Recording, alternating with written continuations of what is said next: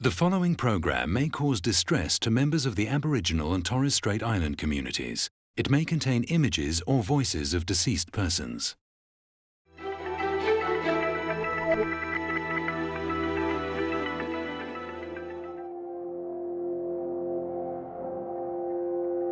This exhibition that I've curated for the Message Sticks Festival at the Opera House has really come out of the research that I've done for a 4-part TV series called Persons of Interest.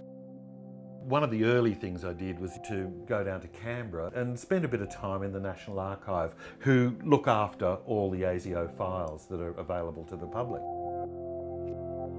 When you get an ASIO file, you quite often get the attached photographs of the person whose file it is. And these photographs have come out of the research we've done, and these are the banal recordings of a dark bureaucracy.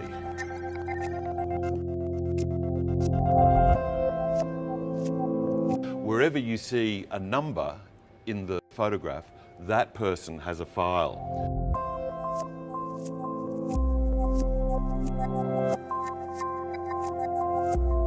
ASIO was interested in the Aboriginal Tent Embassy and the land rights movement because they believed it had the potential to be a communist front. It was Prime Minister William McMahon in his Australia Day address in 1972 who said his government would never cede land rights to Aboriginal Australia that led to that umbrella being stuck into a lawn opposite Parliament House. It was an act of frustration and quite possibly the single most powerful political act that's occurred in Australia since white invasion. A tent embassy, initially it's a beach umbrella that just had Aboriginal embassy hanging off it. The photograph's been taken from behind a bush, which was one of ASIO's techniques. It's a long lens surveillance where the people don't realise that they're being photographed, as opposed to this one, Faith Bandler, in 1952, returning Soviet-sponsored Berlin Youth Festival. Now this photograph is interesting because, as you can see, they are not being spied upon. They know the photographer, or they are happy that the photographer is taking the photograph. Friends or associates or fellow travellers with ASIO handing over their personal photographs.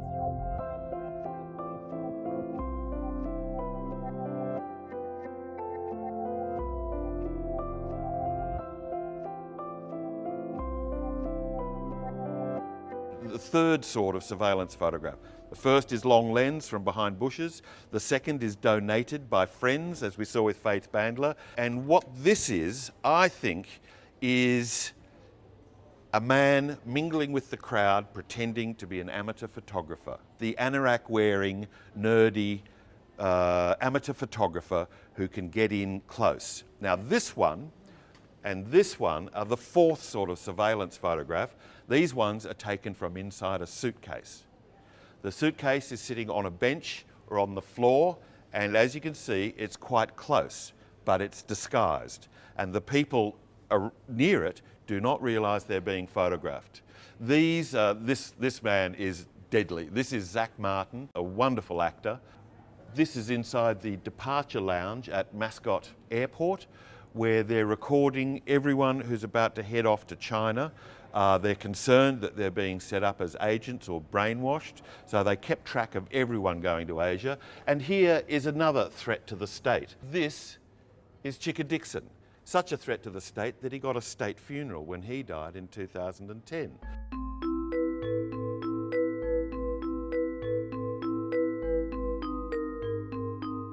They may have created art without meaning to, like they've recorded much of the social history of Australia without meaning to.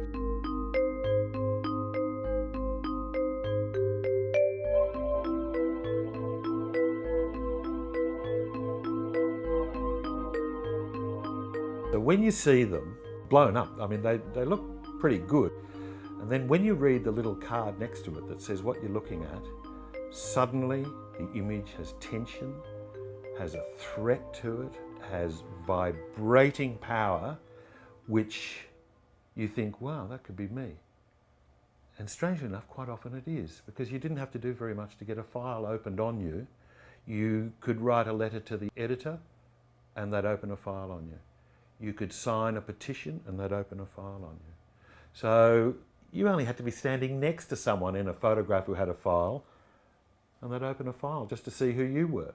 So it takes almost nothing to get a file opened. It's almost impossible to get a file closed. And whilst it may go dormant, they're very, very rarely shut. And in some strange poetry, a number of files I've seen, the last page of the file is your death notice from the newspaper. And that's how your file ends.